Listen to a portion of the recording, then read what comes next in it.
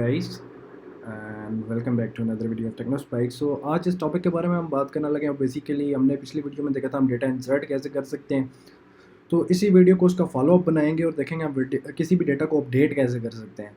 तो जल्दी से चले जाते हैं हमने कोड एडिटर के अंदर, और अगर मैं देखूँ यहाँ पे इसको कर लेते हैं क्लियर। और सबसे पहले तो मैं इस फोल्डर से बाहर निकल आता हूँ cd:/। तो आपको दोबारा से करके बताने का मकसद ये होता है हर चीज़, ताकि आपको हर चीज़ क्लियरली समझ आ जाए। नहीं तो मैं एक ही फाइल के अंदर, एक ही फोल्डर के अंदर ये सारे काम कर सकता हूँ, लेकिन डिफरेंट फाइल्स के अंदर करने का मकसद ये होता है कि आपको बार बार चीज़ें रिवाइज होती रहें। तो इस चीज़ को जो है ना इस सेंस में लिया करें। कुछ लोग कह रहे थे कि ये वीडियो ज़्यादा करने के लिए जो है ना हर कोर्स में हर दफ़ा ये दोबारा से वही काम करवा रहे थे। बेसिकली मैं आपकी जो है ना मेमोरी को एनहेंस कर रहा होता हूँ कि आपको याद रह जाए चीज़ें। तो सबसे पहले मैं एक फोल्डर डायरेक्टरी बना लेता हूँ mkdir और 69 अपडेट डेटा मोंगो। अच्छा, अब हमारे पास मोंगो डीबी का ये फोल्डर बन गया। अब मैं cd69 अब इस फोल्डर के अंदर आ गया npm init। अब ये नोड का प्रोजेक्ट बनाना है इसको, तो ये नोड का प्रोजेक्ट भी बन गया हमारे पास। अब जब मैंने बना दिया तो मैं यहाँ पे एक फ़ाइल बनाता हूँ टच, और उसका नाम हम रख लेते हैं update.js।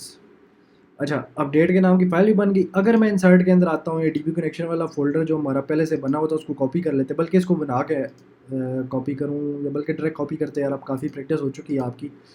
तो मैं इस फोल्डर के अंदर उसको कर देता हूँ पेस्ट, तो डीबी कनेक्शन आ गया। अब मुझे यहाँ पे क्या करना पड़ेगा, npm i Mongo dB install करनी पड़ेगी। तो यार बेसिकली जो लोग इस वीडियो को स्पेसिफिकली देख रहे हैं, पिछली वीडियो उन्होंने देखी, इसके अंदर मैंने डीबी के कनेक्शन का कोड लिखा हुआ है, मैं समझा भी देता हूँ। सबसे पहले हम मोंगो क्लाइंट के नाम की क्लास है इसको इंपोर्ट करेंगे, जो कि मोंगो डीबी हमने भी इंस्टॉल किया ना npm i से, उसके through.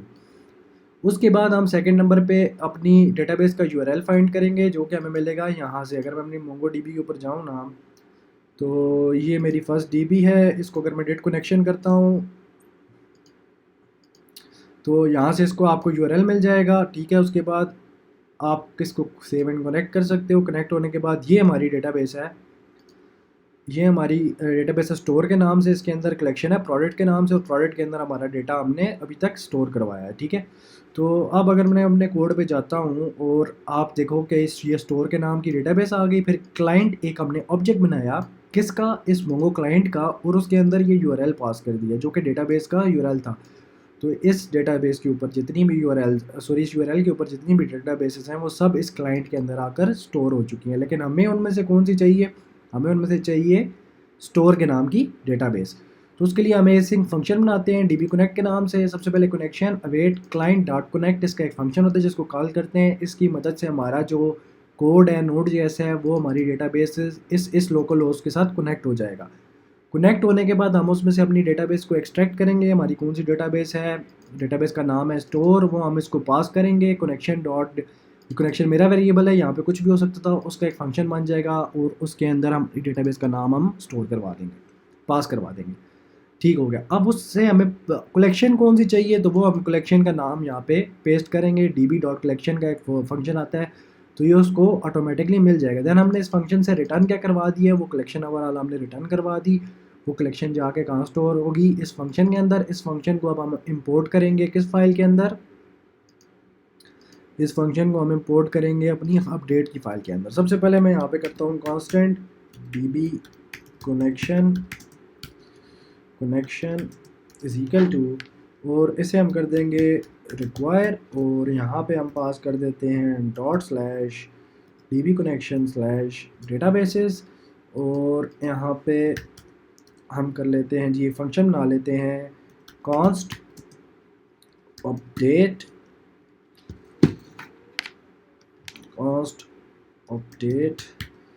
Data equal to function, और इसको एरो फंक्शन बनाना है तो इस तरीके से बना लेंगे console.log। और यहाँ पे हम कर लेते हैं जी I am inside the function. अच्छा, मैं यहाँ पे एक सेमी कॉलन लगा देता हूँ, इंटर दबाते हैं और यहाँ पे इस फंक्शन को रन करके चेक करते हैं। अपडेट डेटा को कॉल करके हम चेक कर लेते हैं। यहाँ पे मैंने कॉलन लगाया, इसको सेव किया, इसको क्लियर कर लेते हैं। और अब मैं क्या करता हूँ, node dot slash update dot JS. तो I am inside the function, it means हमारा फंक्शन ये वाला रन हो रहा है। लेकिन अगर मैं यहाँ पे ऐसे कर दूँ कॉन्स्ट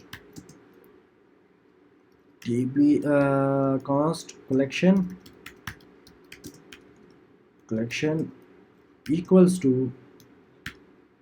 अवेट और db कनेक्शन को कॉल करूँगा तो ये यहाँ पे एरर देगा। एरर क्या देगा भाई, अगर तुमने वेट लगाया है तो इस फंक्शन को async फंक्शन होना मस्ट है इसका। तो मैं यहाँ पे async लगा देता हूँ। तो अब ये फंक्शन हमारा ठीक हो गया। अब इसके अंदर मैंने कोई डेटा अपडेट करना है। अब डेटा अपडेट करने के लिए मोस्टली हम आईडीज़ यूज़ करते हैं, लेकिन सम टाइम अभी तो हमारे पास आईडीज़ को मैं अभी आपको नहीं पढ़ा रहा, तो मैं आपको ईजिली बताता हूँ कि ये डेटा को कैसे आप अपडेट कर सकते हो। तो डेटा को अपडेट करने का तरीका है, लेट रिज़ल्ट एक वेरिएबल ले लो इक्वल टू, और इसके अंदर हम जो है ना अपनी जो हमारी ये डेटा मतलब फॉर एग्जांपल जो हमारी ये कलेक्शन है इसको कॉल करो, ठीक है, कलेक्शन डॉट अपडेट 1, ठीक है। अपडेट 1 पे क्लिक करोगे और ये एक फंक्शन है, इसके अंदर दो पैरामीटर्स है। पहला पैरामीटर किस को अपडेट करना है, वो उसकी वैल्यू देनी है। फॉर एग्जांपल मैं अपनी डीबी में जाता हूँ और मैं इस डेल लैटिट्यूड विक्टर्स को, बल्कि सबसे सिंपल विक्टर्स ही है, विक्टर्स को अपडेट करता हूँ। जहाँ पे नाम विक्टर्स है इसकी मैं प्राइस ये आखिर में से 9 हटाना चाहता हूँ, ठीक है। तो जहाँ पे प्राइस ये है और इसके बाद कॉमा लगेगा, नेक्स्ट लाइन में चले जाओ बेशक। यहाँ पे आप कर सकते हो, नहीं यहाँ पे आपने लगाना है सेट, आई गेस सो, हाँ डॉलर का साइन लगाना है और सेट लगाना है ताकि उसको पता चले कि अब आपने वैल्यू क्या सेट करनी है। कॉलन यहाँ पे आपका एक करली ब्रेसेस आ जाएगी।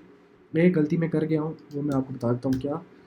इस वाली साइड वाले को ख़त्म करो और इसके सेट के बाद इसको यहाँ पे मैं लगा देता हूँ और इस सेट के अंदर मैं पास करता हूँ जी प्राइस कॉलन और 17 1 2 3 कर देते हैं, ठीक है। अब इसका बात वही है कि जब ये ख़त्म होगा, ये कोड रन होगा, इसके बाद कुछ रिज़ल्ट आएगा। तो मैं यहाँ पे कर लेता हूँ इफ़ रिज़ल्ट, बल्कि यार कंसोल लॉग रिज़ल्ट को ट्रैक करवाते हैं, कंसोल डॉट लॉग रिज़ल्ट। अच्छा, अभी हम इस कोड को रन करके चेक करते हैं कि एंड रिज़ल्ट हमारे पास क्या आता है। तो मैं इस कोड को रन करता हूँ। तो इसने कहा हमारे पास एक प्रॉमिस है जो कि पेंडिंग है। तो गलती क्या है हमारे पास, यहाँ पे हमने इसका अवेट नहीं किया। इसका वेट करेंगे तो ये चलेगा। और अगर मैं इसको कंट्रोल सी करूँ, बेशक डेटा यहाँ पे अपडेट हो चुका होगा। अगर मैं इसको फाइंड करूँगा तो देखो कि आप 17,000 हो चुका होगा, लेकिन हमें यहाँ पे पेंडिंग मिला था। लेकिन अवेट लगाने के बाद अगर मैं इसको 1600 कर देता हूँ, यहाँ पे 16,000 कर देता हूँ, 16,000 करते हैं और इसको अब रन करते हैं तो ये अब आपको डेटा भी देगा। Acknowledge is equal to true आ रहा है, तो इसका मतलब डेटा अपडेट हो गया है। यहाँ पे जाते हैं, फाइंड पे क्लिक करते हैं तो विक्टर्स हमारे पास 16,000 का हो गया है। अब आप कहते हो सर हम इसका नाम भी चेंज करना चाहते हैं, विक्टर्स 15 करना चाहते हैं, तो मैं यहाँ पे नेम भी पास कर सकता हूँ। नेम कॉलन जितने भी इस एक कलेक्शन के एक प्रोडक्ट के अंदर जितनी भी डेटा है वो सब आप एक ही के अंदर सेट कर सकते हो।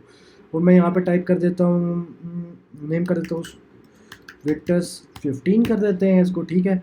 अब इसको सेव करता हूँ। अब जिस नाम पे विक्टर्स है ना, उस नाम पे ये क्या कर देगा, विक्टर्स 15 को सेव कर देगा। मैं इसको करता हूँ कंट्रोल सी, इसको दोबारा से, बल्कि अब इसको थोड़ा सा चेंज करते हैं। यहाँ पे करते हैं इफ़ रिजल्ट डॉट एक्नॉलेज्ड